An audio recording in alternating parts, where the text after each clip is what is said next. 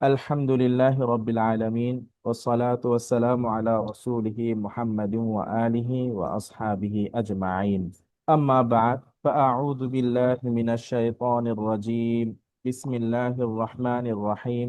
তো আলহামদুলিল্লাহ, আজকে যেহেতু আমাদের অষ্টম ক্লাস, তো আমাদের অষ্টম ক্লাসে আজকে পড়া হচ্ছে আহ আরবি 29টি হরফ। তো আরবি 29টি হরফের আলহামদুলিল্লাহ আমরা তো পুরোটা শেষ করে এসেছি। আজকে ক্লাসে মূলত আমরা গতকালকের পড়া রিভিশন, তার সাথে সাথে আহ পুরা 29টি হরফের আপনার রিভিশন হবে ইনশাআল্লাহ। তো গতকালকে আমাদের পড়া ছিল ওয়াও। তো এই হরফের নাম, এটা তো আলহামদুলিল্লাহ আমরা গতকালকে দেখেছি। এই হরফের নাম ওয়াও। আবারও বলছি আমি, ওয়াও। তো এই হরফের উচ্চারণ যেহেতু গতকালকে আলোচনা হয়েছে, তারপরেও আমরা যাতে আরো একটু পারফেক্ট হয়, এই জন্য আমাদের বলা। তো এই হরফ উচ্চারণের ক্ষেত্রে দুই ঠোঁট গোল করে, পুরো বন্ধ না। অর্থাৎ আমরা যে মুখটা গোল করি, ওয়াও একটু ফাঁকা থাকে আর কি। ঠিক আছে, পুরোপুরি মুখ লেগে যাবে না। দুই ঠোঁট গোল করে তারপর আমাদের হরফটা উচ্চারণ হবে ওয়াও, ওয়াও। যদি আমি আবার বলি ওয়াও। আচ্ছা, তারপর হচ্ছে, তো প্রত্যেকটা হরফের সাথে যে একটা উচ্চারণ, সেটা হচ্ছে যে 6টি উচ্চারণ। ইনশাল্লাহ এটা আমরা সামনে আরো ক্লিয়ার হব। যেমন ওয়া, উই, উু, ওয়ান, উইন, উন।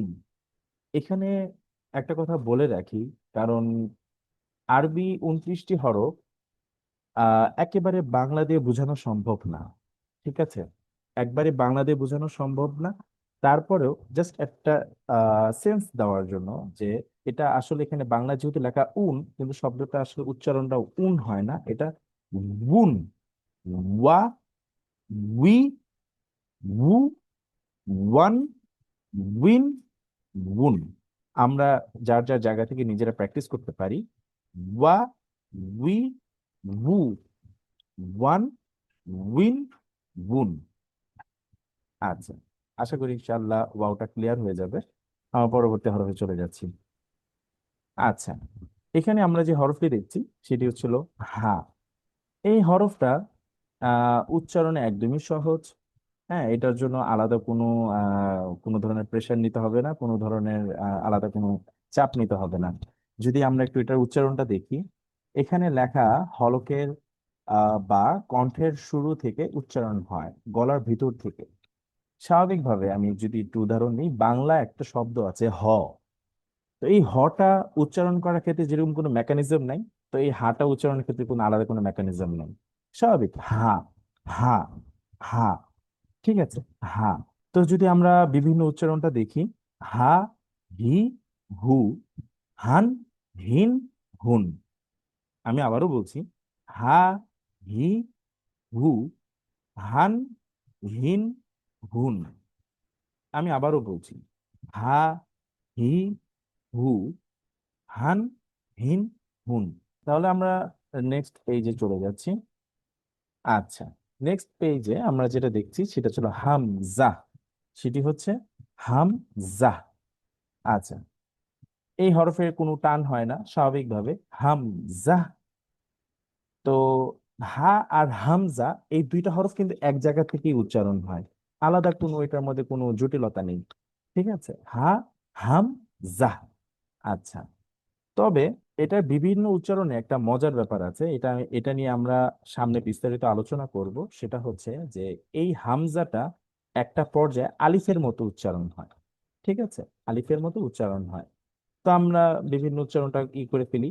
আ, ই, উ, আন, ইন, উন। একদম সিম্পল।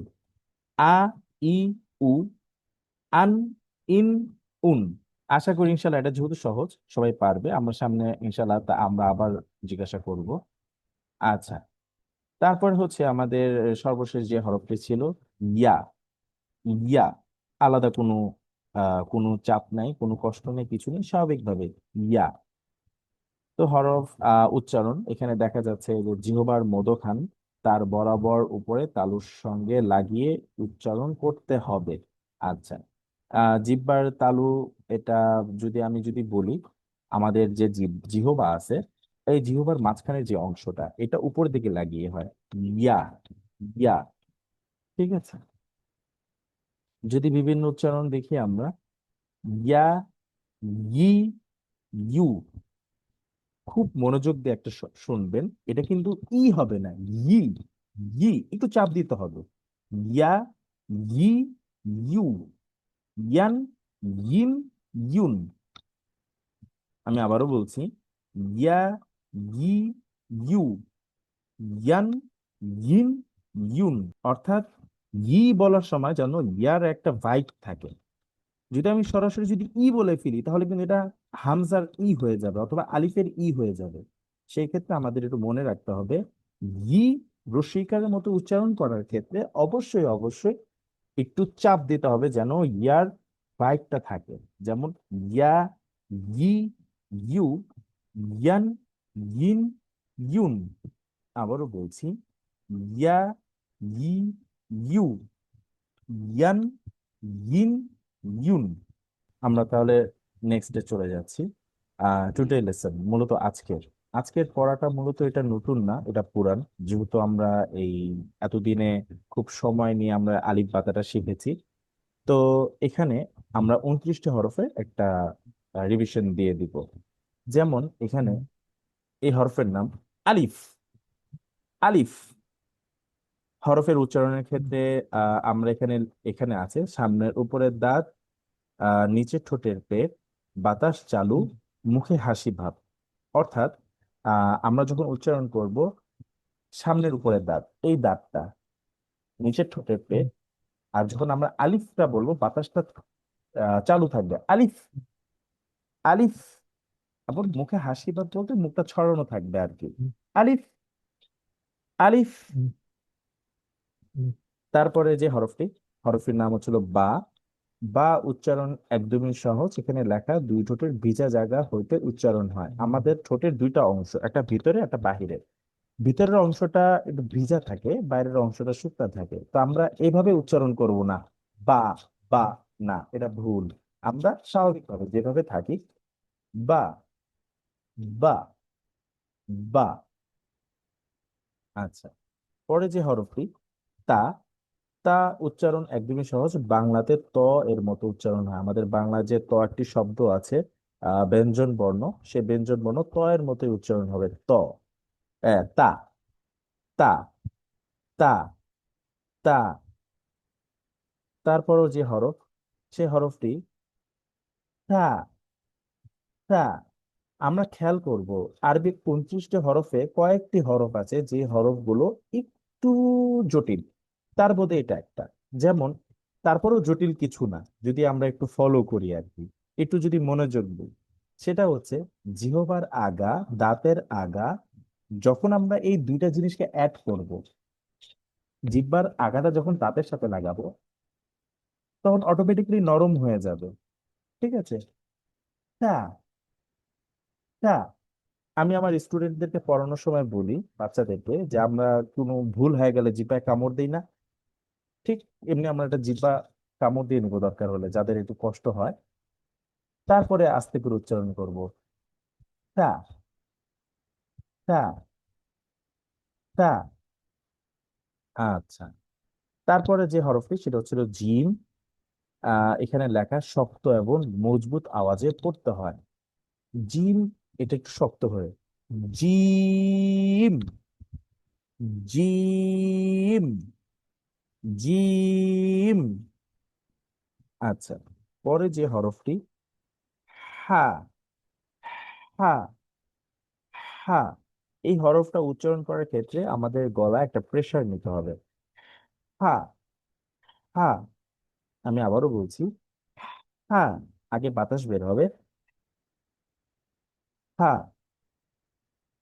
তারপরে যে হরফটি হচ্ছে হ, হ। এই আওয়াজটা আমি এই কারণেই করছি, যখন আপনি আওয়াজটা অনেকক্ষণ করবেন দেখবেন যে আপনার গলার একটা জায়গায় একটু জ্বলা শুরু করছে। ওটাই হচ্ছে হলো কণ্ঠনালীর শেষ ভাগ। হ, হ। তারপরে যে হরফটি হচ্ছে হলো বাংলা, আমাদের ব্যঞ্জন বর্ণ যে দ আছে, দর মতো আমরা যে বলি দাদা, দাদি, ঠিক এরকম। দাল, দাল, দাল। তারপরে যে হরফ দেখছি সেই হরফটি হচ্ছে, আচ্ছা এই হরফটাও ঠিক সেই তার মতো, জিহ্বার আগা, দাঁতের আগা, নরম আওয়াজ। আমি যখন জিহ্বাটা দাঁতের সাথে লাগাবো, তখনই অটোমেটিক্যালি এটা কিন্তু নরম আওয়াজই বের হবে। যেমন রাল, রাল। তারপরে যে হরফটি দেখছি সেটি হচ্ছে হলো র। বাংলায় র বিন্দু র এর ন্যায় উচ্চারণ হয়। র, র, র। এই হরফটা উচ্চারণ করার ক্ষেত্রে আমরা মাথায় রাখবো যেন এই হরফটা পাতলা না হয়। র, র, র, এরকম না, একটু মোটা হবে। র, র, র। তার পরবর্তীতে আমরা যে হরফটি দেখছি রা। এই হরফের উচ্চারণটা হচ্ছে একটু ঝিঝি পোকার মতো। জ, জ, জ, জ। এরকম একটা ঝিঝি পোকার মতো আওয়াজ হবে। ঠিক আছে। রা। তারপরে তার পরবর্তী যে হরফ সেটি হচ্ছে হলো সিন, সিন। এই হরফটি ইংরেজিতে একটা লেটার আছে সি, ABC, সেই সির মতো। সিন, সিন। তার পরবর্তী হরফে যাচ্ছি সেটি হচ্ছে হলো শিন। বাংলায় একটি শব্দ আছে তালব্য স, এই স এর মতো উচ্চারণ হবে, এখানে দীর্ঘিকার ন দিলেই শিন, শিন। তার পরবর্তী হরফ হচ্ছে হলো সদ, সদ। বাংলায় একদমই শব্দর যেটা আহ ছ এবং দ, কিন্তু এই হরফে একটি লক্ষণীয় বিষয় হচ্ছে যে এটা একটু মোটা হয়। স, সদ, সদ। কেউ যেন সুয়াদ না বলি। এটা আমরা আগে অনেকে শুনেছি, এটা শেষ, এটার দিন শেষ। এখন হচ্ছে হলো যেটা সহি শুদ্ধ ভাবে আমরা কোরআন যেহেতু শিখতে এসেছি, এইভাবেই আমরা বলবো সদ, সদ। তারপরে যে হরফটি আমরা দেখছি সেটি হচ্ছে বদ, বদ। এই হরফের উচ্চারণ দেখা যাচ্ছে জিহ্বার কিনারা মাড়ির দাঁতের সঙ্গে লাগিয়ে। জিহ্বার কিনারা হচ্ছে আমাদের দাঁতের যে কিনারা আছে, জিহ্বার যে কিনারা, এটা মাড়ির দাঁতের সাথে লাগবে। বদ। একদম দালও শোনা যাবে না, একদম জদও শোনা যাবে না, এর মধ্যবর্তী একটি সাউন্ড এখানে হয়। বদ, বদ। নেক্সট পেজ, আমাদের এখানে যে হরফটি দেখছি আমরা সেটা হচ্ছে হলো ত।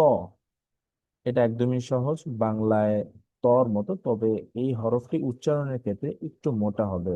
ত, ত, ত। তারপর এখানে যে হরফটি দেখা যাচ্ছে র, র। এই হরফটিও সেই আগের মতোই, আমরা যেরকম পূর্বে একটি হরফ পড়েছি তা, আর দাল, ঠিক সেই হরফের মতোই জিহ্বার আগা, দাঁতের আগা, যখন আমরা জিহ্বাটা দাঁতের সাথে লাগাবো তখনই আওয়াজটা অটোমেটিক নরম হয়ে যাবে।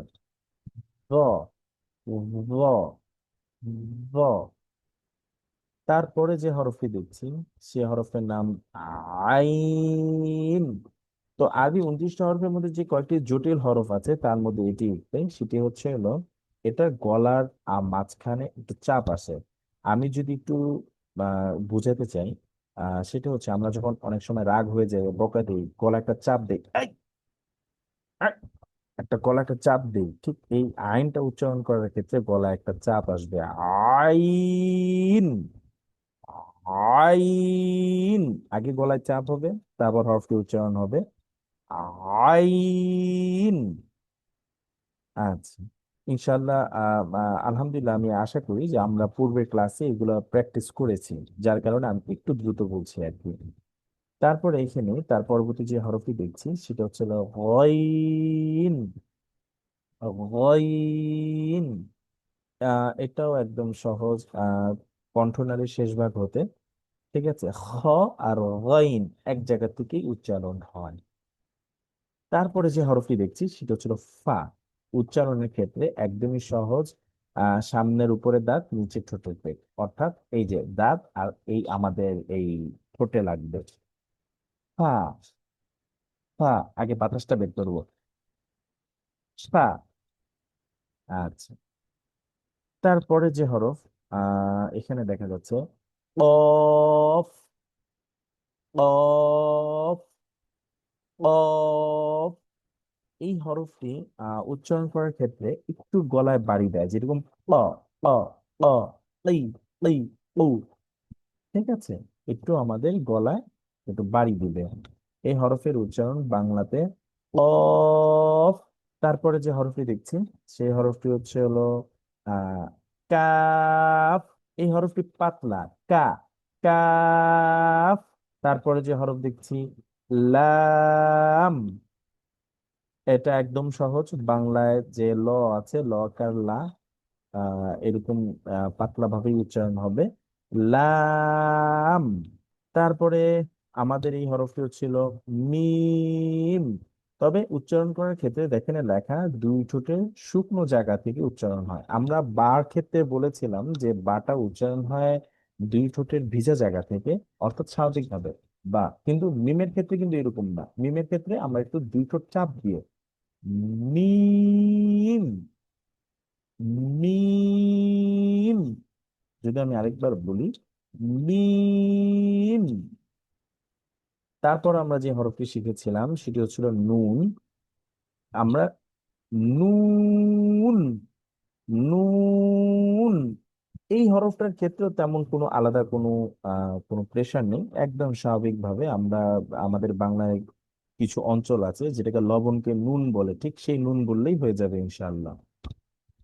আচ্ছা, তারপর এখানে আরেকটি হরফ আমরা দেখছি পরবর্তী পৃষ্ঠায়, ওয়াও, যেটা আমরা ইতিমধ্যে শিখেছি, তারপরে রিভিশন দিয়েছি। এখানে ঠিক আগের হা, তারপর ছিল হামজা, তারপর ছিল ইয়া। এই ছিল আমাদের 29টি হরফ। যদি আমরা অনুশীলন দেখি, প্র্যাকটিস, এটা খুবই গুরুত্বপূর্ণ। আমাদের যে পিডিএফ ফাইলটি চলে যাবে, এই পিডিএফ ফাইলটাতে আমরা এটা ভালোভাবে আমরা অনুসরণ করব। যেমন এখানে যেটা লেখা আছে, এখানে লেখা আছে সঠিক উচ্চারণের সাথে হরফগুলো বলি, আকার ইকার উকার দিয়ে উচ্চারণ করে পার্থক্য নির্ণয় করি। যেমন এখানে লেখা আছে ইয়া, হামজা, আইন, গইন। যদি আরেকবার বলি ইয়া, জাহ, আইন, গইন। এখানে এখন আমি আকার দিয়ে ট্রাই করি, আমরা আকার দিয়ে ট্রাই করি, যেরকম ইয়া, আ, আ, গ, ঠিক আকার দিয়ে। আচ্ছা, ভয়েনের ক্ষেত্রে কিন্তু আকার কাজ করে না আবার, ঠিক আছে। ভয়েনে কিন্তু আকার নেই, এটা কোনোদিন গা হয় না। এটা সবাই মনে রাখবেন সব সময়। ইনশাআল্লাহ সামনে আমরা এটা আবারও পাবো হারাকাতের অধ্যায়তে। ইয়া, আ, আ, গ। এটা আবার যখন ইকার দিয়ে ট্রাই করি, ই, ই, রি, রি। আবার যদি বলি ই, ই, রি, রি। কোনোভাবে যদি না মিলে যায়, ই কে যেন ই না বলি, কারণ ই বলে কিন্তু আবার হামজা হয়ে যাবে। আবার আইনকে যেন ই না বলি, কারণ আইন এটা গলায় চাপ দিয়ে উচ্চারণ হয়, রি, রি। যদি আমি উকার দিয়ে বলি ইউ, উ, রু, রু। আবারও বলছি ইউ, উ, রু, রু। ঠিক প্রত্যেকটা হরফ আমরা এরকম দিয়ে আকার ইকার উকার দিয়ে ট্রাই করবো, যেরকম তা প, তা প, দুইটার মাঝে পার্থক্য। যদি ইকার দিই, তি ওই, একটু মোটা হবে, তি ওই, তি ওই, তু উ, তু উ, একটু মোটা। তারপরে হচ্ছে এই যে এখানে ওয়াও বা, যদি আকার দেই ওয়া বা, ওয়া বা। এক ভাই প্রশ্ন করেছেন ইউ ওয়াস ভিসু, অনেক সময় ভি বা বার মতো শোনা যায় না, এটা হবে না, এটা শোনা আসলে আপনি খেয়াল করলে বুঝতে পারবেন। যদি কেউ বলে থাকে তাহলে তার সাউন্ডে প্রবলেম আছে বা তার উচ্চারণ হচ্ছে না। এটা ওয়া বা, উই, বি, উ, বু, একদম পরিষ্কার, একদম পার্থক্য, একটার সাথে একটা কোনো মিল নেই। জি ইনশাল্লাহ। তো আমাদের নেক্সট লেসন রিভিউ সেটা হচ্ছিল ইনশাল্লাহ, আমরা তো এই এখানে 29টি হরফের প্র্যাকটিস করলাম ইনশাল্লাহ। তো আগামী ক্লাসে আমাদের মুরাক্কাব থাকবে, যুক্ত অক্ষর। ইনশাল্লাহ এই ক্লাসটা আমরা অনেক এনজয় করব এবং এটা আরো মজার ক্লাস। হ্যাঁ, অনেকে এই আমাদের এই যুক্ত অক্ষরগুলা খুব প্যাচ মনে করি, এটা কোনো প্যাচ ভাবারই কোনো সময়, জাস্ট সূত্র। আমরা আমি আপনার আমি প্রত্যেকটা স্টুডেন্টদের থেকে আহ মনোযোগ চাই ইনশাল্লাহ। আমি বলতে পারবো আপনি অবশ্যই এক ক্লাসে সব শিখে ফেলবেন। তো আজকে ক্লাস এতটুকুই। আসসালামু আলাইকুম রহমতুল্লাহ। الحمد لله وحده والصلاة والسلام على رسول الله من لا نبي بعده وعلى آله وصحبه أجمعين أما بعد أعوذ بالله من الشيطان الرجيم بسم الله الرحمن الرحيم তো আমাদের পরবর্তী যে আয়োজন সেটি হচ্ছে শব্দে শব্দে যে নামাজ এবং কোরআনে যা পাঠ করি সেই লেসন। আজকে আমাদের 8 নম্বর ক্লাস। তো গতকালকে আমরা হচ্ছে সূরা ফাতিহার দ্বিতীয় অংশ মানে 5 থেকে 7 আয়াত আমরা তিলাওয়াত করেছিলাম এবং শব্দে শব্দে ভেঙ্গে ভেঙ্গে আমরা তা শিখেছিলাম।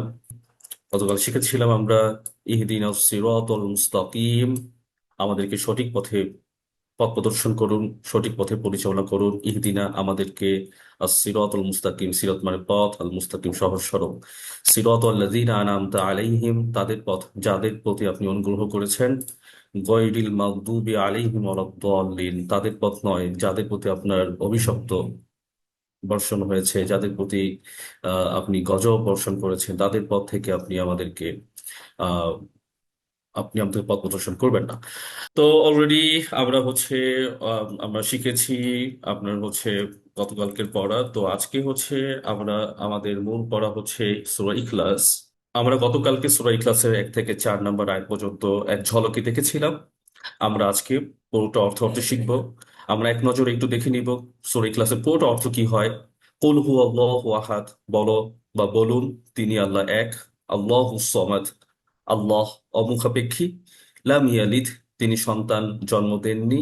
ওয়ালাম ইউলাদ, তাকে কেউ জন্ম দেয়নি।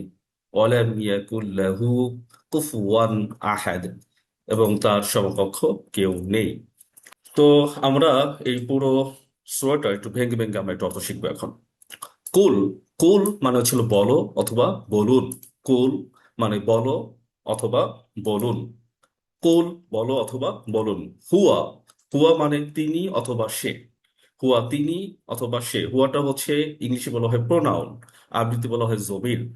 তবে ইংলিশে যেহেতু এটা প্রোনাউন, তার কারণে আমরা ইংরেজি যেমন ছেলে হইলে হি বলি, ফিমেল হইলে সি বলি, আরবিতেও সেম এরকম পার্থক্যটা আছে।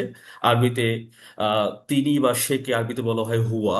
হুয়া মানে সে অথবা তিনি, সেটা পুরুষবাচক। এবং মহিলাও হইলে বলা হয় হিয়া।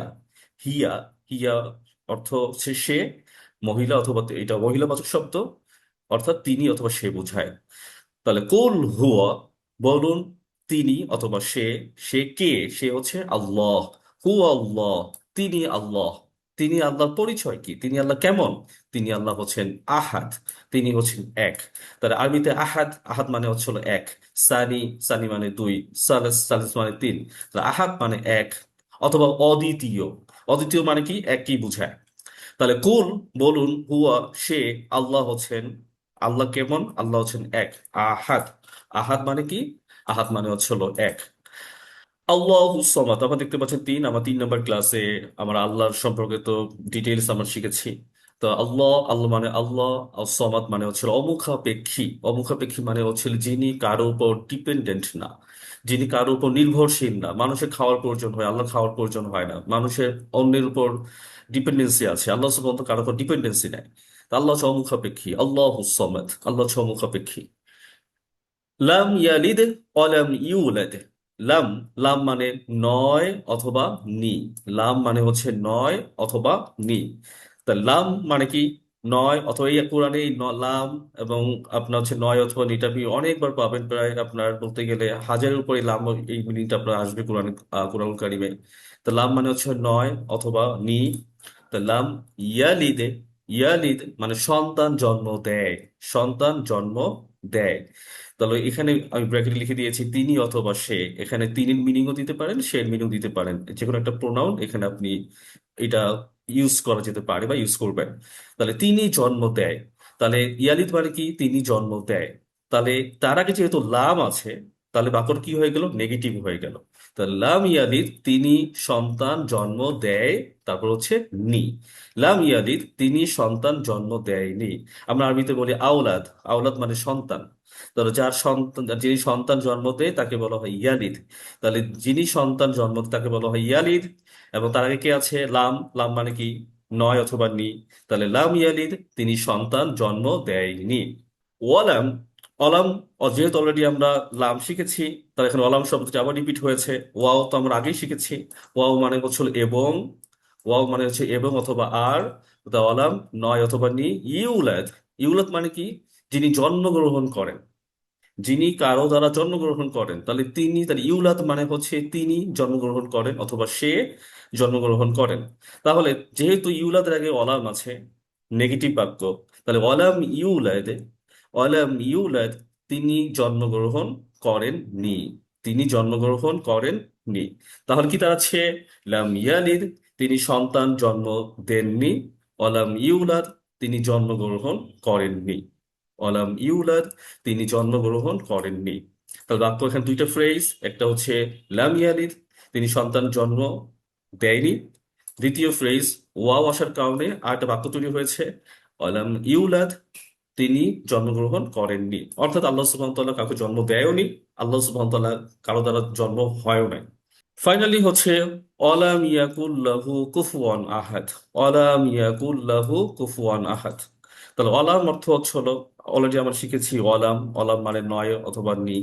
তাহলে দেখেন এখানে অলাম লাম কিন্তু 3বার আসে, এখানে লাম, এখানে লাম, এখানে লাম। অর্থাৎ আল্লাহ সুবহানাহু ওয়া তাআলার সাথে সম্পৃক্ত বা অংশীদার করা যায় এমন কিছু আপনি কোনোভাবেই তার সাথে ব্যবহার করতে পারবেন না। মানুষ বা প্রাণীকুলের সাথে যা সম্পৃক্ত, তা কখনোই আপনি আল্লাহ সুবহানাহু ওয়া তাআলার সাথে কখনোই ব্যবহার করতে পারবেন না। এইটাই হচ্ছে এই আমাদের লাস্টের আয়াত, অলাম ইয়াকুল লাহু কুফুয়ান আহাদ। অলাম নয় অথবা নি। ইয়াকুন, ইয়াকুন শব্দ, ইয়াকুন শব্দটি কুন থেকে আসে, কুন মানে হওয়া, আর ইয়াকুন মানে সে হয়। তাহলে ইয়াকুন আছে মিনিং দেয় অথবা হতে মিনিং দেয়। ইয়াকুনের বাংলা দুইটা মিনিং, হয়তো আছে অথবা হতে অথবা হওয়া মিনিং দেয়। লাহু তার জন্য, লাহু তার জন্য অথবা তার। লাহু শব্দের অর্থে অর্থ হচ্ছে তার জন্য অথবা তার। কুফুওয়ান, কুফুওয়ান সমকক্ষ, কুফুওয়ান কুফু থেকে এসে, কুফু মানে সমকক্ষ, কুফুওয়ান সমকক্ষ। আহাদ, আহাদ মানে কি? অলরেডি আমরা শিখেছি আহাদ মানে এক, আহাদ মানে এক। আবার এই আহাদ মানে আমরা কাকে বুঝাই? আমরা কেউ বুঝাই, কাউকে যদি বলি কাউকে, আরবিতে বলি, ইংলিশে বলি সামওয়ান। এই যে একটা আগে যে এর আগে যেটা আপনার সাম আসে, আরবিতে এখানে কেউ বলতেও আহাদ বুঝায়। যখন আমরা আহাদ বলি, কেউ কেউ বোঝাতেও আমরা মাঝে মাঝে আহাদ ব্যবহার করি। তাহলে ওয়ালাম ইয়াকুল লাহু কুফুয়ান আহাদ। তাহলে কি? আহাদ কেউই, অলাম নেই, তাহলে কেউই নেই। লাহু কুফুয়ান কি হলো? তার সমকক্ষ হওয়ার মতো কেউ নেই। অলাম ইয়াকুল লাহু তার সমকক্ষ হওয়ার মতো, কুফুয়ান আহাদ তার সমকক্ষ হওয়ার মতো কেউই নেই। তাহলে আমরা যদি এখন এটাকে একটু আরেকবার যদি রিকল করি, কুল, কুল মানে বলুন, বা বলো হুয়া সে বা তিনি, আল্লাহ আল্লাহ, আহাদ আহাদ এক। তাহলে আপনি বলুন হে নবী, আল্লাহ হচ্ছেন এক, আল্লাহ হচ্ছেন অদ্বিতীয়, আল্লাহ হচ্ছেন একমাত্র। আল্লাহ পরিচয় কি? আল্লাহ সমাদ। আল্লাহ মানে আল্লাহ, আর সমাদ মানে অমুখাপেক্ষী। আল্লাহ সুবহানাহু ওয়া তাআলা কারো দ্বারা তিনি, তার কোনো ডিপেন্ডেন্সির প্রয়োজন হয় না। তার কোনো তার কোনো কিছুর প্রয়োজন নাই। মানুষের প্রয়োজন আছে, প্রাণীকুলের প্রয়োজন আছে, আল্লাহ কোনো কোনো কোনো কিছুর প্রয়োজন নাই। লাম ইয়ালিদ, লাম ইয়ালিদ, তিনি সন্তান জন্ম দেননি। ওয়ালাম ইউলাদ, তাকে কেউ জন্ম দেয়নি। ওয়ালাম ইয়াকুল লাহু, তার নেই, তার মতো হওয়ার মতো কেউ নেই। কুফুয়ান আহাদ, অর্থাৎ তার সমকক্ষ, তার সামনে সমকক্ষ হিসেবে দাঁড়াতে পারে এমন কেউই নেই। অলাম নেই, ইয়াকুন, ইয়াকুন মানে আছে অথবা হতে, লাহু তার, কুফুয়ান, কুফুর মানে সমকক্ষ, আহাদ মানে নেই, অথবা আহাদ মানে কেউই নেই, তার সমকক্ষ কেউ নেই। তো এটা হচ্ছে আমাদের আজকের পড়া। তো আমরা আহ, আগামীকালকে পড়বো হচ্ছে সূরা ফালাক, এবং সূরা ফালাকটা আমরা আজকে একটু রিভিউ দিব, যাতে করে আপনারা আজ আগামীকালকে আমরা যেটা পড়বো আগে থেকেই আপনার জন্য একটা ধারণা পেয়ে যেতে পারেন। যার কারণে আমরা সূরা ফালাকটা আপনাদেরকে আজকে একটু আহ আলোচনা করব, সংক্ষেপে একটু আলোচনা করার চেষ্টা করব। সূরা ফালাক হচ্ছে 113 নম্বর সূরা। এখানে মোট 5টি আয়াত রয়েছে। কুল আউযু বিরাব্বিল ফালাক, কুল আপনি বলুন, আউযু বিরাব্বিল ফালাক, আমি আশ্রয় চাই ভোরের পালনকর্তার কাছে। মিন শাররি মা খলাক, তিনি যা সৃষ্টি করেছেন সেই সবে অনিষ্টতা থেকে। অমিন শাররি গাসিকিন ইযা ওয়াকাব, অন্ধকার যখন গভীর হয় তার অনিষ্টতা থেকে। অমিন শাররিন নাফাসাতি ফিল উকাদ, গজ, গজ মানে হচ্ছে বা বোনা লোকে দোষ, গজ বলতে বোঝানো হয় মানে যারা ঝাড়ফুঁক যারা করে, যারা গিট দেয়, এই সকল লোকদের দুষ্ট অনিষ্ট থেকে আমি আশ্রয় চাই। অমিন শাররি হাসিদিন ইযা হাসাদ, এবং হিংসুকের অনিষ্ট থেকে যখন সে হিংসা করে। তাহলে সূরা ফালাক কে যদি আমরা, আমার কোনো ডিটেলস আলোচনায় যাচ্ছি না যেহেতু আমাদের সময় স্বল্পতা আছে। আমরা রমাদানের পর যে আমাদের এই কোরআনের ক্লাস, এটা কন্টিনিউয়াস চলবে, সেখানে আমরা 1 ঘন্টার মতো আলোচনার সময় পাবো, সেখানে আমরা ডিটেইলস ইনশাল্লাহ আলোচনা করব। তো সেখানে সূরা ফালাকের ব্যাকগ্রাউন্ড অনেক আলোচনা আছে, সেই আলোচনা আমি এখন যাচ্ছি না।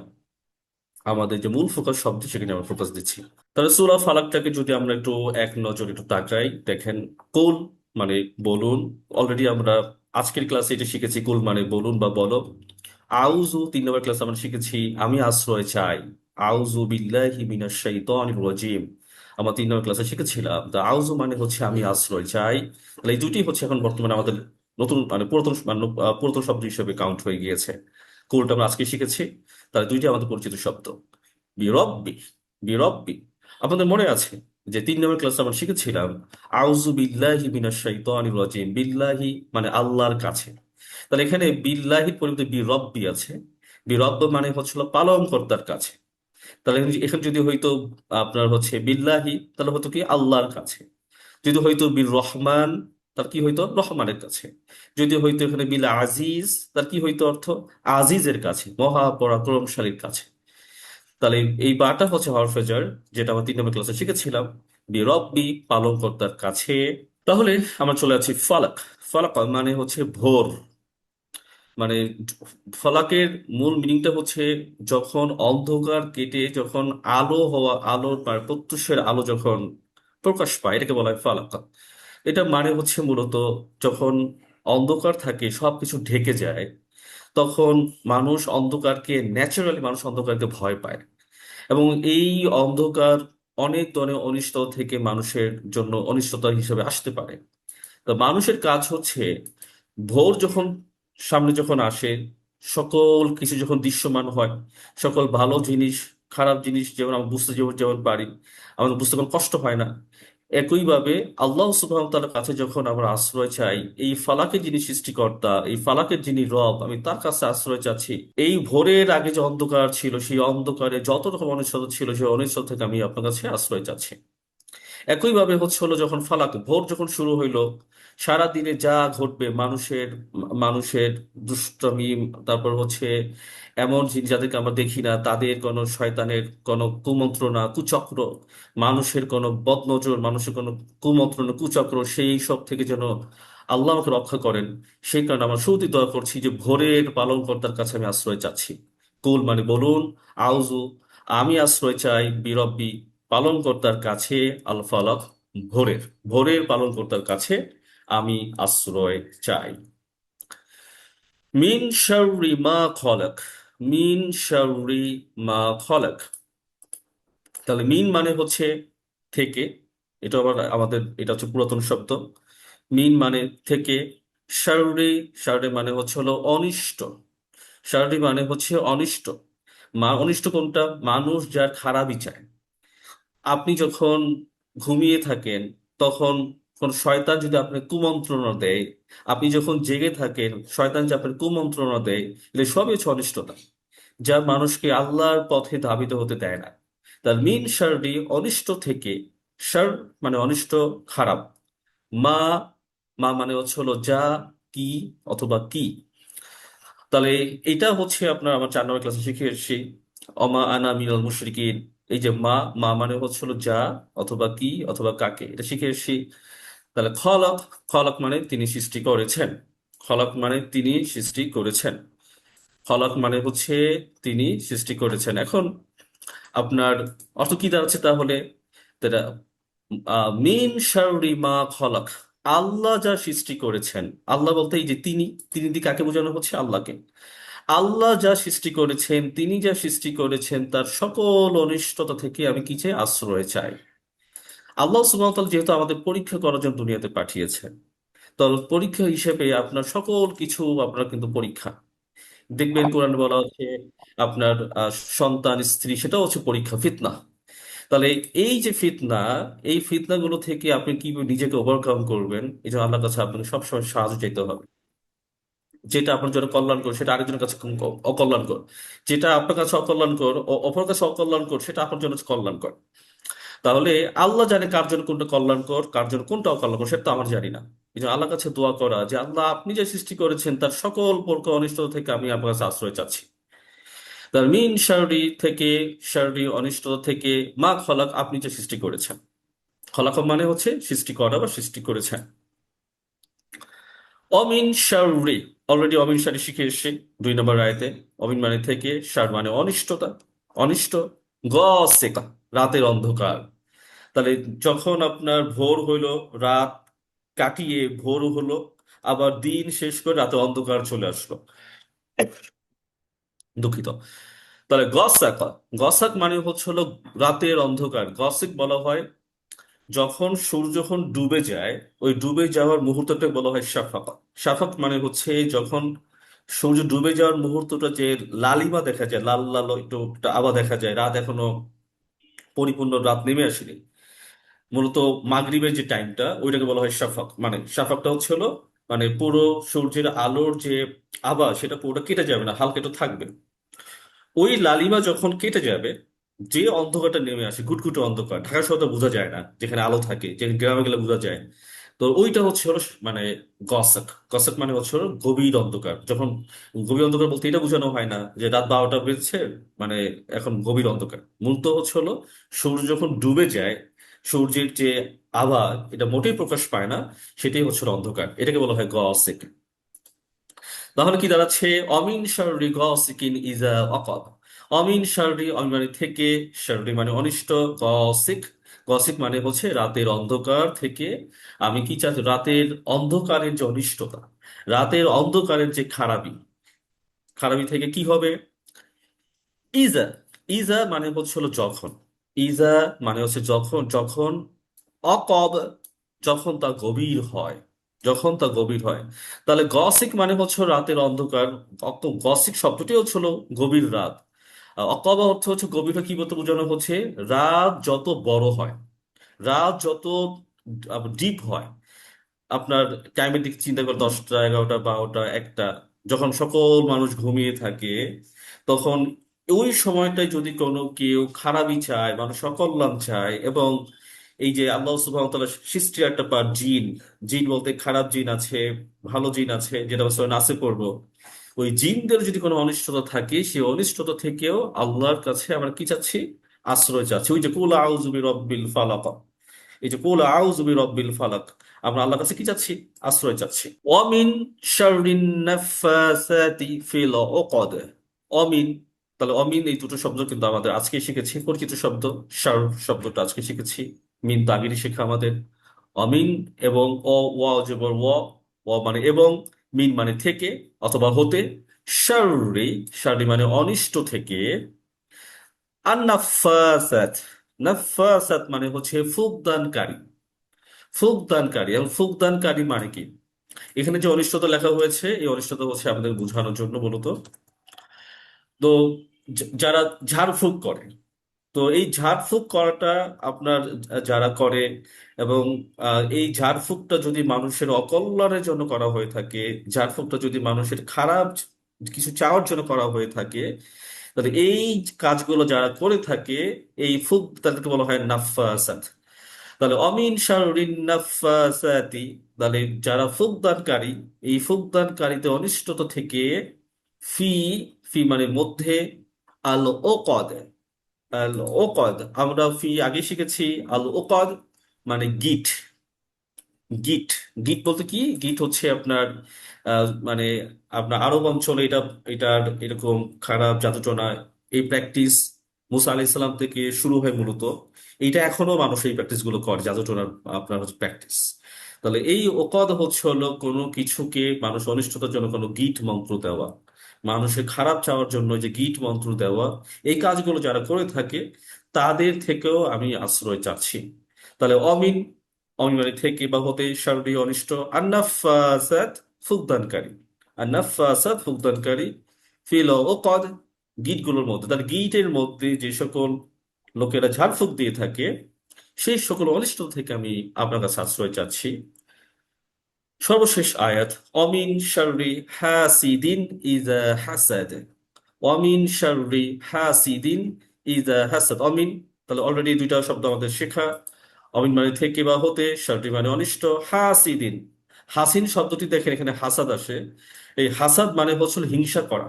হাসাদ মানে হচ্ছে হিংসা করা। তার যিনি হিংসা করে তাকে বলা হয় হাসিদ। যিনি হিংসা করে তাকে বলা হয় হাসিদ। তাহলে হিংসুকের অনিষ্টতা থেকে, তাহলে অমিন শাররিন, অমিন শাররি হাসিদিন, অমিন শাররি হাসিদিন, যারা হিংসুক তাদের অনিষ্টতা থেকে আমি আপনার কাছে আশ্রয় চাচ্ছি। তারপর কি বলা হচ্ছে? ইজা হাসাদ, ইজা যখন, হাসাদ তারা হিংসা করে, যখন তারা হিংসা করে। এই হিংসা করাটা খুব খারাপ একটা ব্যাপার। আল্লাহ সুবহানাহু ওয়া তাআলা যাকে দান করেছেন কোন একটা বিশেষ নিয়ামতের, আল্লাহ তো অনুগ্রহ, সেখানে হিংসা যখন করা হয়, তখন আল্লাহ সুবহানাহু ওয়া তাআলা যে নিয়ামতের উপর তাকে প্রশ্ন, তাকে তাকে প্রশ্ন করা হয়, তার তার সহ্য হচ্ছে না। তাহলে এই যে আল্লাহ যেটা কাউকে উপহার দিয়েছেন, সেই উপহারের ব্যাপারে আরেকজনের কষ্ট পাওয়া, এবং সেটা মানে আপনার তার খারাপ চাওয়া, তার যদি এটা কমে যেত, যার অর্থ সম্পদ আছে তার যদি কমে যেত, যাকে আল্লাহ সুবহানাহু জ্ঞান দান করেছেন তার জ্ঞান যদি কমে যেত, আল্লাহ সুবহানাহু তাআলা যাকে মান সম্মান দিয়েছেন তার মান সম্মান যেন কমে যেত, এবং কমে গেলে যে খুশি হয় মানুষ, এটাই হচ্ছে হিংসুক। হিংসুকের পরিচয় এটাই বুঝবেন সহজে, যখন আপনি কারো কোনো কষ্ট দেখলে আপনি খুশি হয়ে যান মনে মনে। যখন খুশি হয়ে যান, সেটা হচ্ছে আপনি হিংসুকদের বৈশিষ্ট্য আপনার ভিতরে পাওয়া যাচ্ছে। তাহলে অমিন শাররি হাসিদিন ইজা হাসাদ, এবং অনিষ্ট হতে, অমিন মানে হতে, শাররি মানে অনিষ্ট, অনিষ্টতা হতে, হাসিদিন হিংসুক, হিংসুকের অনিষ্টতা হতে, ইজা হাসাদ যখন তারা হিংসা করে, যখন তারা হিংসা করে, তাদের হিংসা থেকে আমি আপনার কাছে আশ্রয় চাচ্ছি। তো যথারীতি আজকের মতো আমাদের ক্লাসের সমাপ্তি টানছি।